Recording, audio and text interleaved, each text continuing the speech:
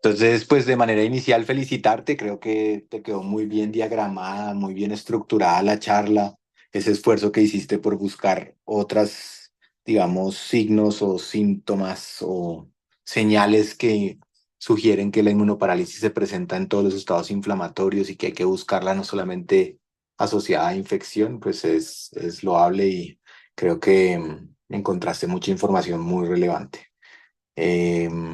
Creo que es un tema que va cambiando y ha ido cambiando a una velocidad increíble. Ojalá empiecen a haber herramientas clínicas para tenerlas, esos ejercicios que hiciste tú de tratar de mirar que de todas maneras algunas herramientas básicas pudieran intentar acercarse a buscar estos riesgos y probablemente en un futuro intentar ver si alguna de las intervenciones que a veces hacemos de forma desesperada y esporádica eventualmente logra suficientes cuerpos de evidencia para hacerse de rutina y eventualmente pues mejorar estos eventos, sobre todo de sobreinfección que vemos en pacientes tremendamente eh, críticos que tienen como un periodo en que se mejoran, pero se mejoran como hacia mal y luego se sobreinfectan y se mueren. Entonces, pues nada, felicitarte. Otro también te manda felicitaciones por el chat. No sé si alguno quiere hacer alguna intervención sobre la presentación o sobre el tema en general. Ya reactive los micrófonos.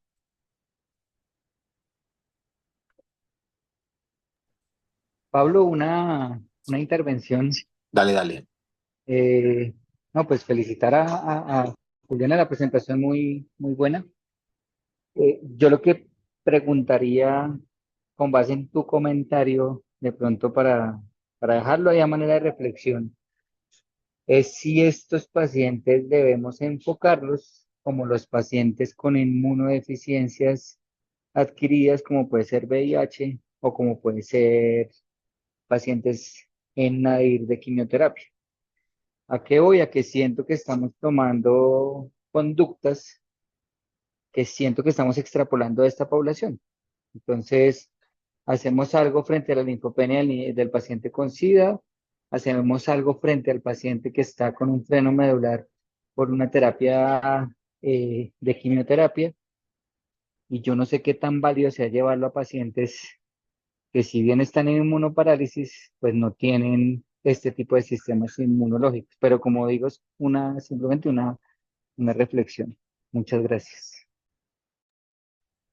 Sí, es un tema súper interesante, inclusive algunos grupos ya lo hacen. El doctor Carcilo, por ejemplo, no sé si alguna vez lo han oído hablar cuando habla de las diferentes fallas orgánicas múltiples, él describe que los pacientes con linfopenias prolongadas les estaban poniendo factores de estimulación, obviamente en el contexto de la investigación, y de pronto algún día haya los datos. Yo estoy de acuerdo un poco en tu línea en que realmente lo que tenemos que hacer es que lo investiguen, o sea, que se haga investigación formal en estas líneas con las propuestas que hay, digamos, poner inmunoglobulinas, poner factores de estimulación, en qué momento, cuánto, qué tanto, cuáles sí, cuáles no, pues eso lo tiene que resolver la investigación. Entonces, mientras estén en protocolos de investigación, no le veo ningún problema. Ya el usarlo de forma rutinaria eh, en cualquier otro escenario fuera de los escenarios oncológicos, pues creo que pues es, digamos, hacer medicina sin saber mucho qué hacer.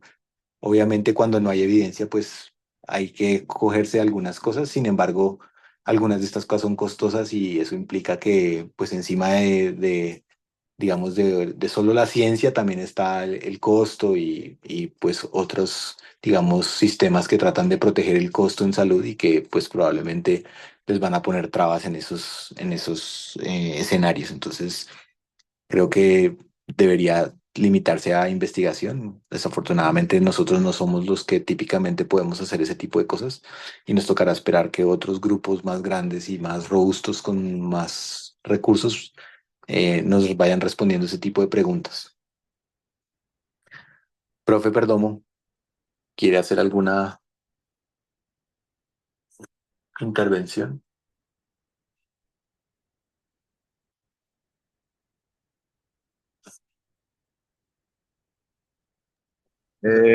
No, pues felicitar a Juliana, como lo han dicho previamente, la presentación muy completa, el enfoque no solo desde el punto de vista de la tesis, que es como el modelo que más uno encuentra, sino desde los otros modelos, me pareció muy interesante.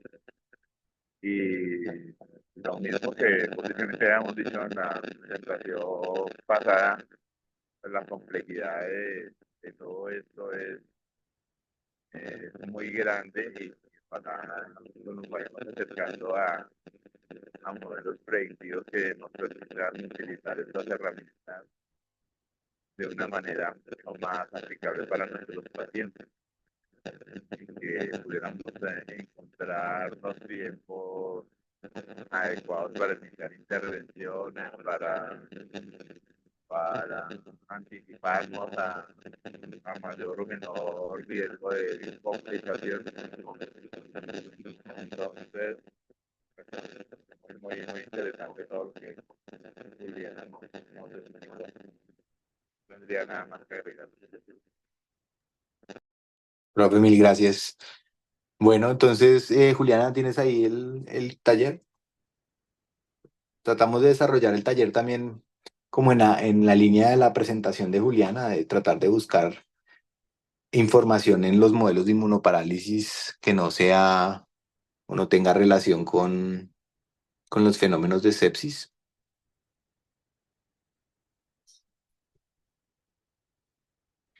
¿Se te dejó de compartir? ¿Lo hiciste a propósito o sin querer? Ay, qué pena ya.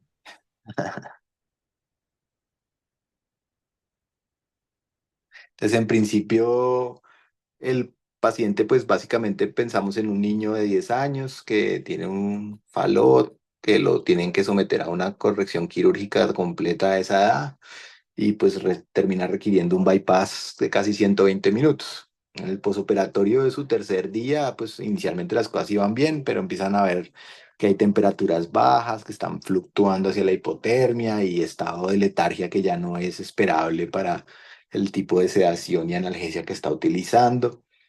Cuando le toman los laboratorios, pues miran que tiene 2.000 leucocitos, 2.500 leucocitos y solamente 500 linfocitos. La PCR no es muy alta, apenas de 2 miligramos por litro.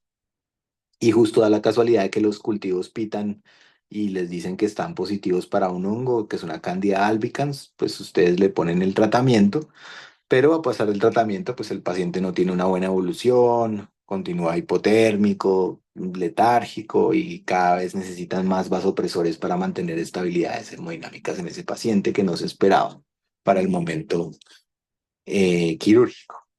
Entonces la pregunta inicial sería, ¿qué encontraron o qué lograron encontrar de cuáles son los cambios inmunológicos que se esperan en un paciente después de un bypass cardiopulmonar prolongado?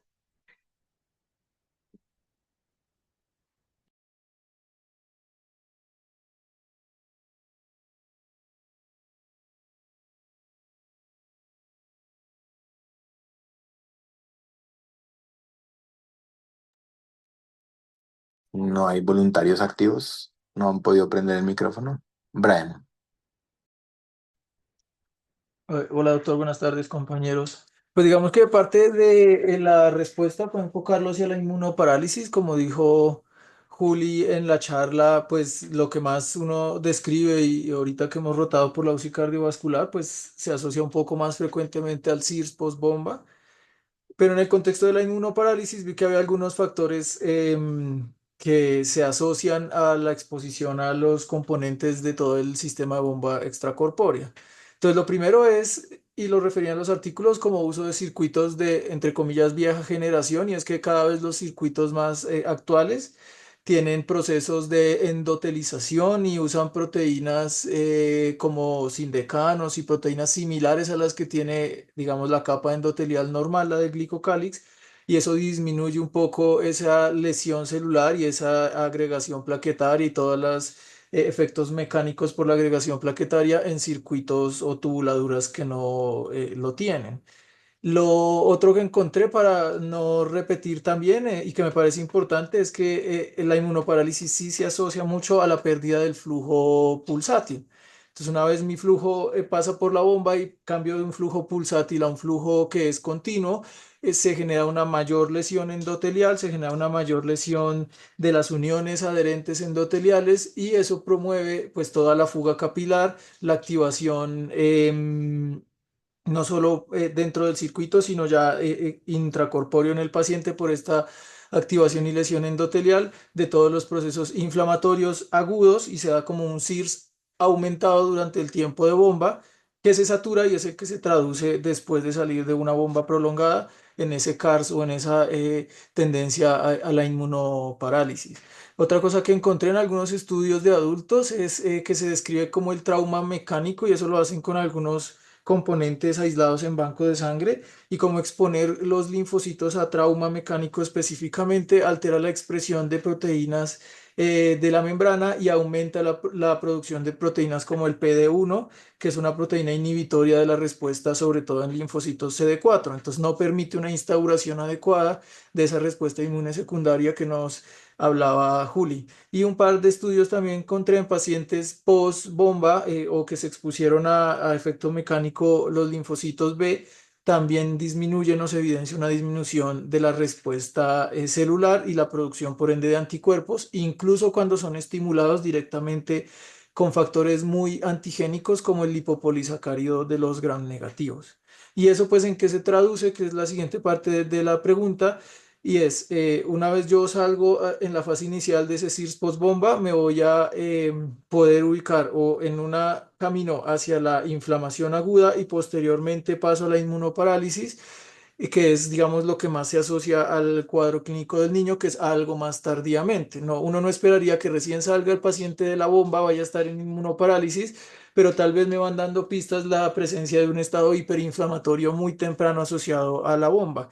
Es decir, que haya signos de fuga capilar, principalmente compromiso por edema pulmonar, sobre todo, que haya signos de una lesión miocárdica persistente, una dificultad para la salida de bomba o el requerimiento de soporte extracorpóreo posterior a la bomba, que haya una lesión renal secundaria a la salida de bomba. O signos de translocación bacteriana que me hablan de un bajo gasto post bomba, de seguramente un estado hiperinflamatorio en esa salida de bomba, y ese es el que me tiene que prender las alarmas porque es el que, como decía ahorita el doctor Pablo, es el que en la fase aguda puede estar muy inflamado y después de la nada empieza a hacer infecciones por gérmenes atípicos y de difícil control, como en este caso este niño con la fungemia. Eso fue más o menos lo que encontré para no repetir muchas de las cosas que ya nos dijo Julia en la charla. Perfecto, Brian, muchas gracias. Gloria,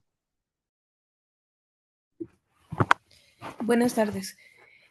Pues de adicional a lo que dijo Brian, encontré varias cosas. Uno es la parte de isquemia reperfusión postbomba. Hay varias cosas que pues, se adicionan al paciente en posoperatorio de cardiovascular. Uno es que los DAMS, estos patrones se van a liberar de una manera más exagerada y más rápida. Generalmente cuando hablan del modelo de sepsis, pues se espera que haya una liberación progresiva que inicialmente se muestre como la presentación de los antígenos para iniciar la respuesta inflamatoria, pero como es una lesión específica, pues asociada al tiempo quirúrgico y a lo que nos dijo Brian ahorita, como las material el cuerpo extraño que está ingresando y la lesión misma del endotelio, pues se da de una manera más exagerada. Segunda cosa, el síndrome de isquemia reperfusión nos habla de una alteración intestinal en todos los pacientes que van a bypass cardiopulmonar. Entonces, básicamente esperando a que pese a que se encuentra, pues obviamente con una perfusión directa durante el acto quirúrgico, el intestino sufre y hay liberación más rápida de factores inflamatorios a nivel intestinal que van a activar más fácilmente la respuesta innata y más rápidamente la respuesta adaptativa. Hay una alteración directa dentro de la capacidad de recepción de los tool-like receptors y también una alteración para la modulación de la respuesta de los CD44 y CD91. Entonces, en este punto, pues también es como algo adicional a lo que tenemos en el modelo tradicional pues de la inmunoparálisis en sepsis.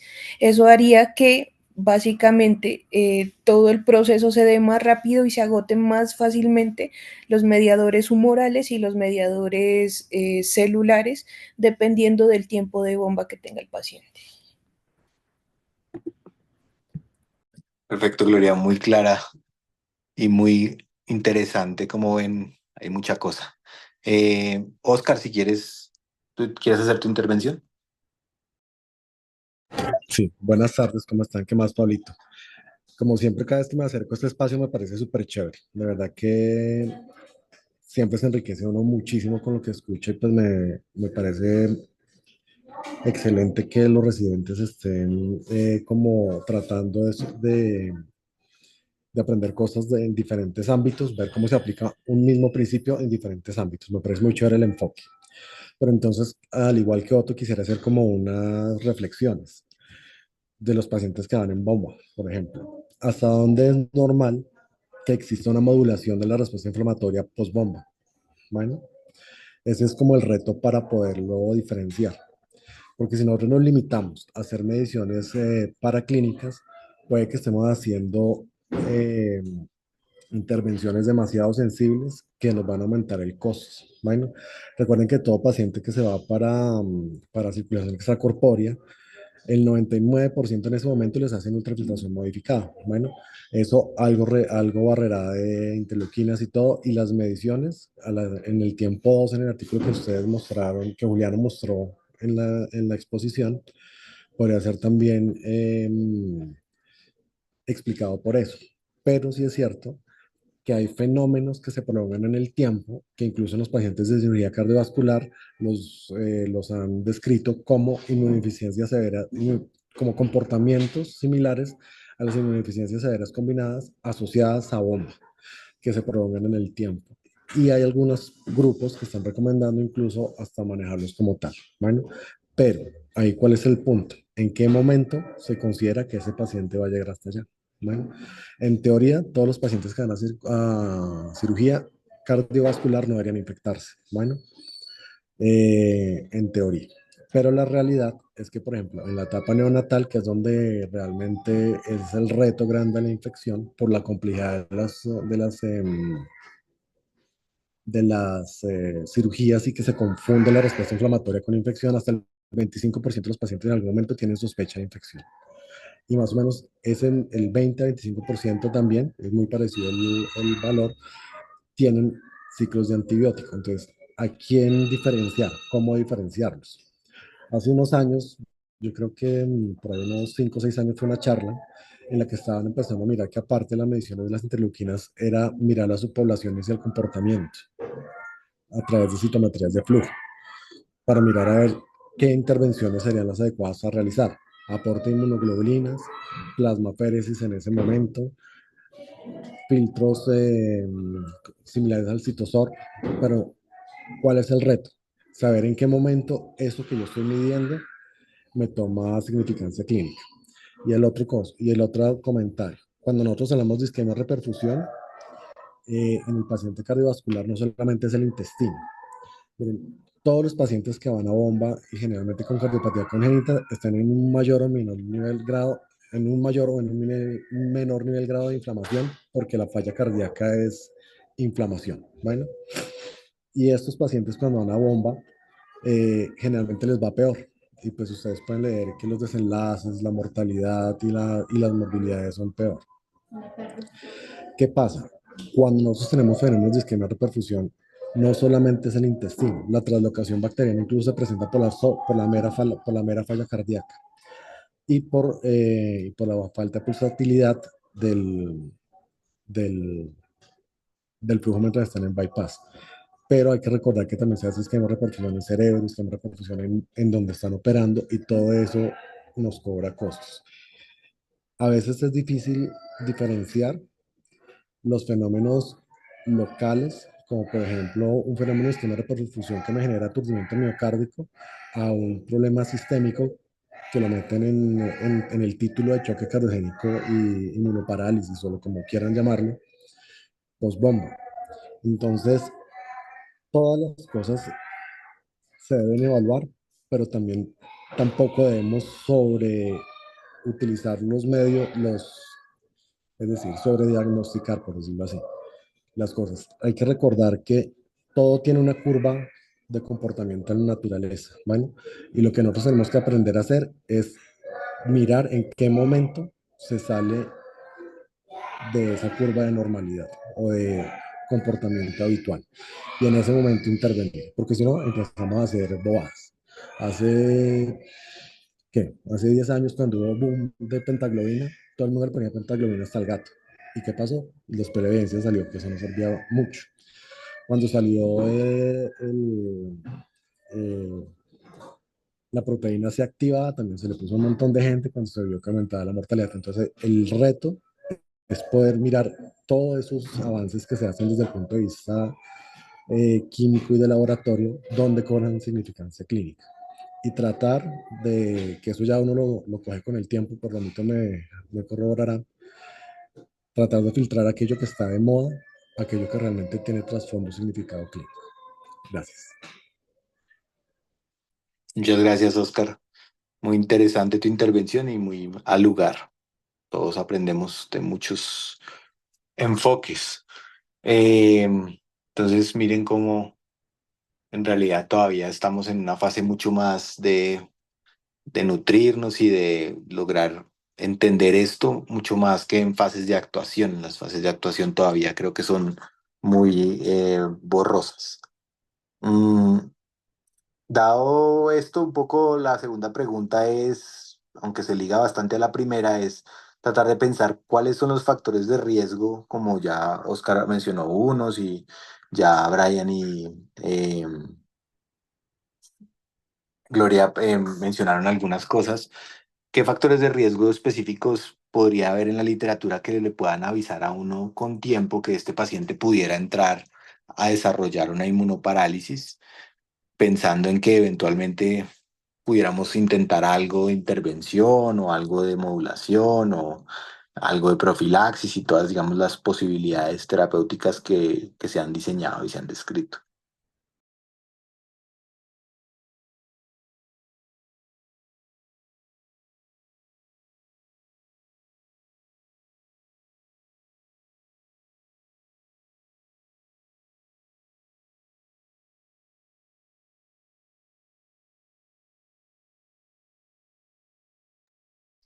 Juan.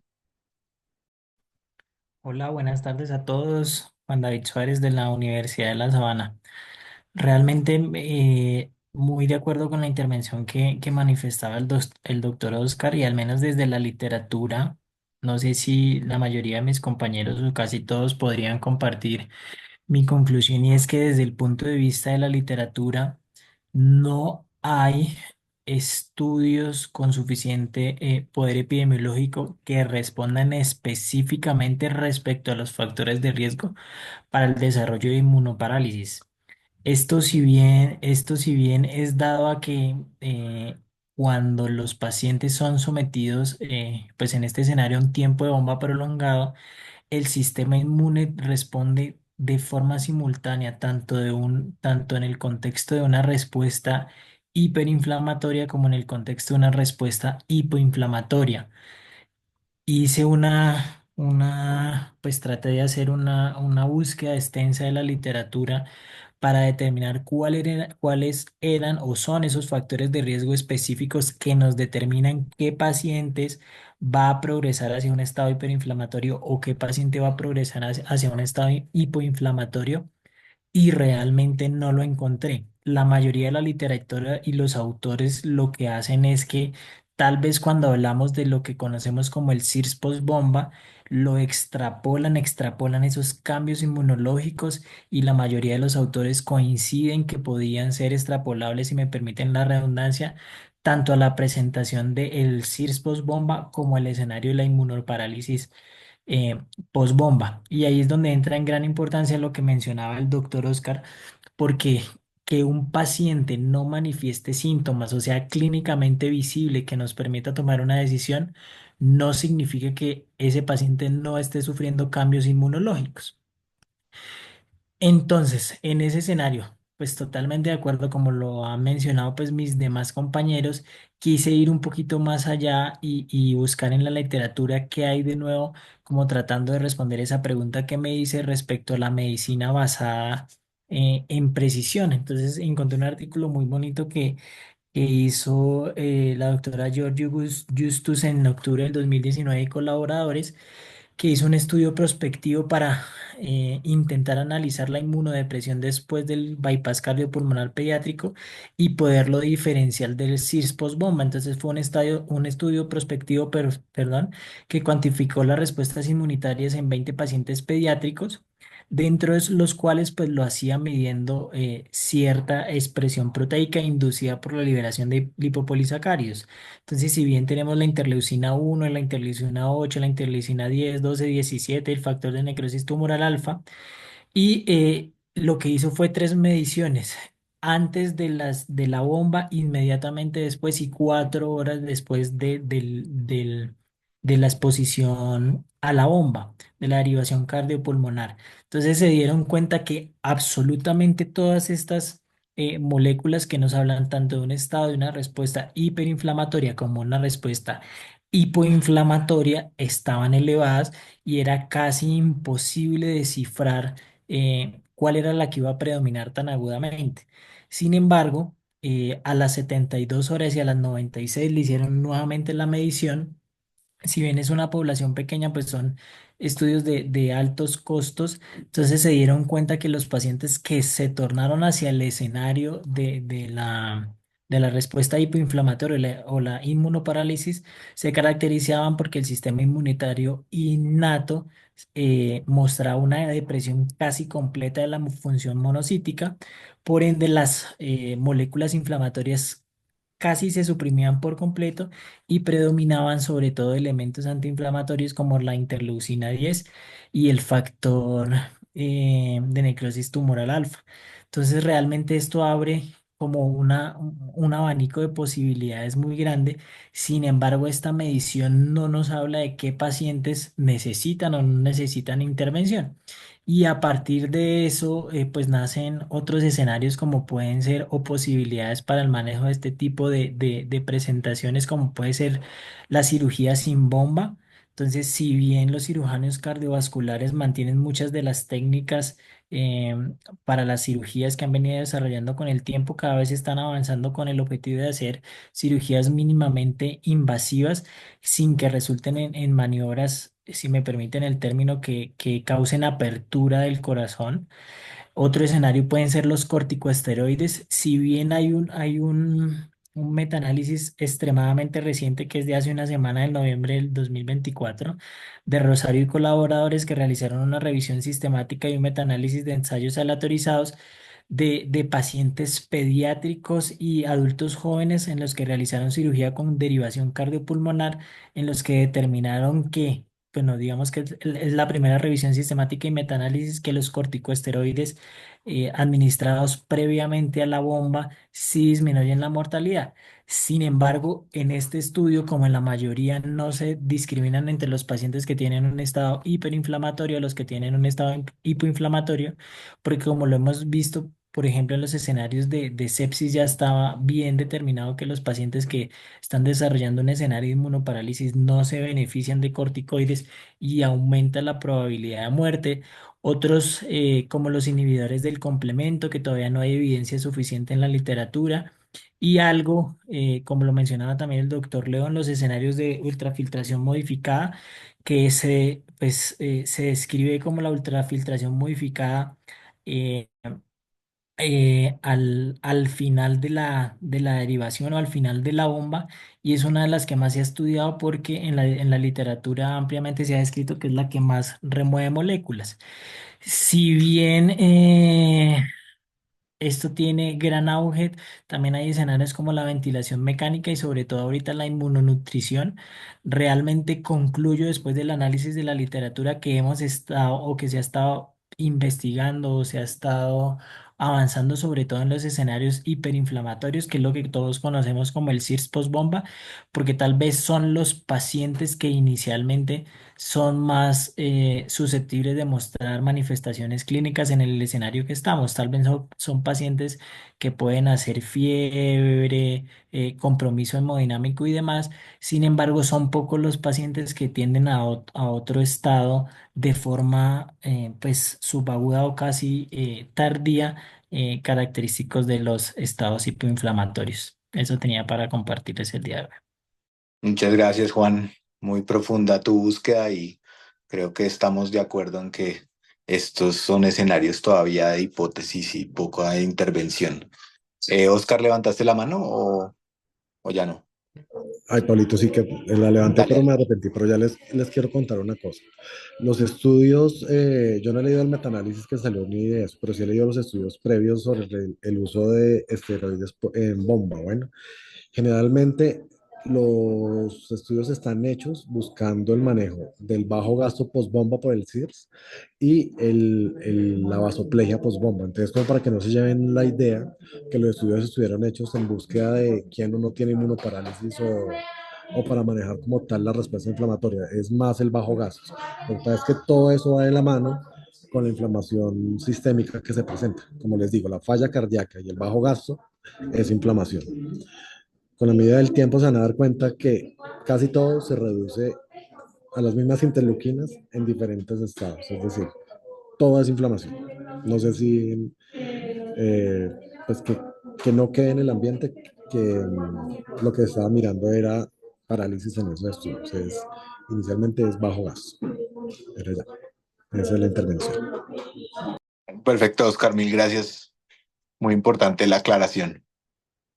Mm, Finalmente, pues la tercera pregunta iba más dirigida a cómo se lo explican a alguien legos y para nosotros que vemos la presentación y que no manejamos el tema, a veces nos cuesta trabajo entenderlo por la complejidad de las señales que están involucradas. ¿Cómo le explicas a un familiar que tu hipótesis es que de pronto se sobreinfectó con un hongo porque la inflamación que le ocasionó la bomba fue inapropiada o fue en un rango de un porcentaje de personas que reaccionan diferente o cómo lo organizarían? Entonces, ¿cómo hicieron ustedes esos diagramas? Si quieren presentar alguno de los que presentaron, yo vi varios, son súper interesantes porque cada quien lo abordó de formas súper diferentes.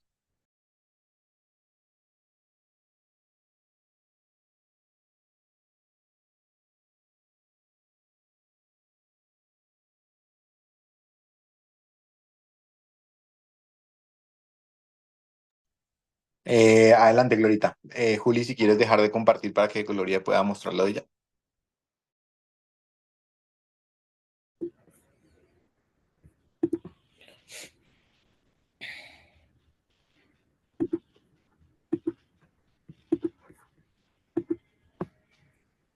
Ahí pueden ver el diagrama. ¿Pueden ver el diagrama? Sí. Gracias. Bueno, aquí lo que hice realmente es como tratar de explicarle al familiar que inicialmente pues su hijo tiene una condición a nivel cardíaca que necesita ser corregida de manera quirúrgica, pero para hacerlo pues obviamente vamos a necesitar detener el corazón y que algo más cumpla las funciones del corazón. Por lo tanto, pues le explicaría que necesitamos conectar de tal manera que la sangre pueda salir hacia la máquina que va a oxigenar la sangre y va a permitir que llegue al resto del cuerpo y regrese de una manera adecuada para mantener las funciones vitales mientras el corazón está siendo intervenido, pero que algunos niños o algunas personas pueden tener algunas reacciones adicionales que en el caso de lo que estamos viendo, que es la parte inmunológica, se trata del contacto de todo este circuito, de todas esta, la tubuladura, el contacto de las cánulas y de los mismos partes del bypass cardiopulmonar sobre los vasos sanguíneos. Con la alteración pues, de los vasos sanguíneos a la entrada de este cuerpo extraño, pues lo va a sentir como una lesión, va a producir ciertas sustancias proinflamatorias que van a hacer que básicamente se activen las señales del cuerpo que están tratando de defenderse de algo que es extraño para él. Así también tenemos el punto de que esas sustancias se acumulan o se producen de una manera exagerada inicialmente tratando de defenderse, pero como pues dependiendo de qué tan largo sea necesario mantenerlo conectado pues a ese cuerpo extraño, pues va a haber más o menos sensación de lesión. Con eso, pues también se va a afectar o se van a activar las células del cuerpo, que son varias, las células de defensa que van a tratar, pues también de tratar de responder al cuerpo extraño o a la lesión específica del endotelio de la parte vascular. Con eso, pues conforme se va pasando el tiempo, algunas personas pueden hacer que esa respuesta inicialmente hacia la alta, o sea, de mayor producción, se agote o se paralice y no va a lograrse mantener pues una regulación que nos permita que cuando salga de esto, o sea, cuando el corazón ya esté reparado o ya esté saliendo pues de la cirugía y ya se corte básicamente el contacto con el cuerpo extraño, pues que ya deje de haber esa respuesta alterada de la parte inmunológica y en este punto empieza a ver pues la tendencia a la baja, o sea, la disminución progresiva de la cantidad de células proinflamatorias y de las sustancias proinflamatorias que va a hacer que el cuerpo no se pueda defender bien en el posquirúrgico y que sea más probable de que haya invasión por diferentes microorganismos, que es lo que tratamos pues de evitar y lo que toca estar monitorizando, así también tener en cuenta que pues lo que hablamos hace un momento, lo que nos explicó el doctor Oscar también de la parte del retorno de la circulación extracorpórea o del contacto con toda la máquina a ya llegar a la circulación normal mandada por un corazón que de todas maneras está en un postquirúrgico que se tiene que recuperar, pues puede dar mayores complicaciones para la traslocación de mediadores o de sustancias inflamatorias de otros órganos que van a hacer que esto sea un poco más complicado y que pues todo esto va a hacer que pueda llegar a un estado de inmunoparálisis o disminución de esas sustancias y de esas células en el postquirúrgico. Y ya. Muy bien, Glorita, muy clara tu diagramación. Creo que el mensaje más o menos que ha transmitido, complejo de dar, ¿no? De todas maneras, era el ejercicio. No sé si alguno quiere mostrar otro.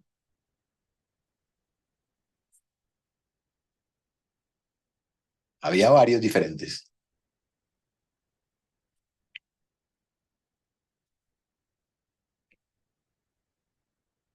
Les pudo la timidez. Bueno, muy bien, entonces creo que vamos a dejar por ahora aquí. Como ven, es un tema que todavía es más del ámbito de la exploración y la investigación, más que del ámbito de la ejecución. Por lo menos nos va dando ideas y nos va aproximando a cómo podrán ser los próximos años y eventualmente si alguien logra descifrar alguna manera de intervenirlo, si no, por lo menos entenderlo, saber cuándo viene y tratar de anticiparse lo que más se pueda a las complicaciones que puedan ocasionarse secundarias a este fenómeno que no podamos alterar o no podamos cambiar. Muchísimas gracias a todos y nos vemos entonces en 8 días. Cuídense. Chao, chao.